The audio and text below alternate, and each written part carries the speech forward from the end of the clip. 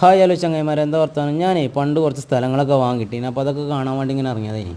പിന്നെ കുറച്ച് പാടവും കാടും തോടും ഇതൊക്കെ വാങ്ങിയിട്ടീനി. കുറച്ച് മലയും കുന്നും ചെരുവും ഇതൊക്കെ വാങ്ങിയിട്ടീനി.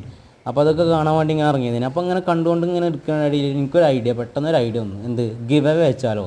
ഈ സ്ഥലങ്ങളൊക്കെ പാടെ ഒരു 15 സെൻറ്റ് അങ്ങനെ ആക്കി മുറിച്ച് വിൽക്കുക. മുറിച്ച് വിൽക്കുകയല്ല, ഗിവ് അവേ വിൽക്കുക. അങ്ങനെ ഉണ്ടാവും. നിങ്ങളെ അഭിപ്രായം പറയാൻ വേണ്ടിയിട്ട്, എന്നാലേ എനിക്ക് പറ്റുള്ളൂ ഇതിനൊക്കെ.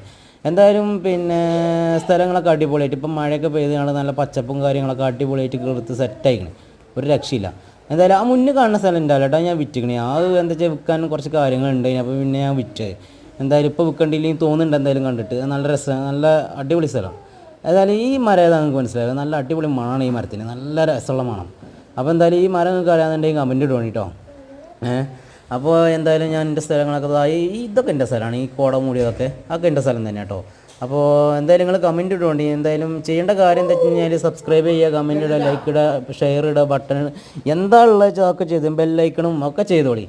പിന്നെ അതേപോലെ ഈ സ്ഥലം നിങ്ങൾക്ക് മനസ്സിലാവും. ഇത് പണ്ട് ദൃശ്യത്തിൽ മോഹൻലാൽ ആ കുട്ടീനെ ആ ചെറുക്കനെ കാറിൽ കെട്ടിയാണ് തൂക്കി താത്തിയില്ലേ, ജോർജ് കുട്ടി, ആ സ്ഥലമാണ് അത്. കണ്ടോ, ആ കോളാണ് ഇട്ടത്. അപ്പോൾ അതൊക്കെ കാണിച്ചു തരാം. അപ്പോൾ അതൊക്കെ കണ്ടു പോകണ വഴിക്ക് പിന്നെ എന്തൊക്കെയായാലും ഞങ്ങൾ തിരിച്ചു പോരുന്ന വഴിക്ക് ഒരു ആനനെ കണ്ടു. ഞാൻ കാണിച്ചു തരാം ആനനെ. എന്തായാലും റോഡ് ചെറിയൊരു കട്ടറും കാര്യങ്ങളൊക്കെ ഉണ്ട്, പിന്നെ വണ്ടി ഇടക്ക് നിൽക്കുന്നുണ്ട്.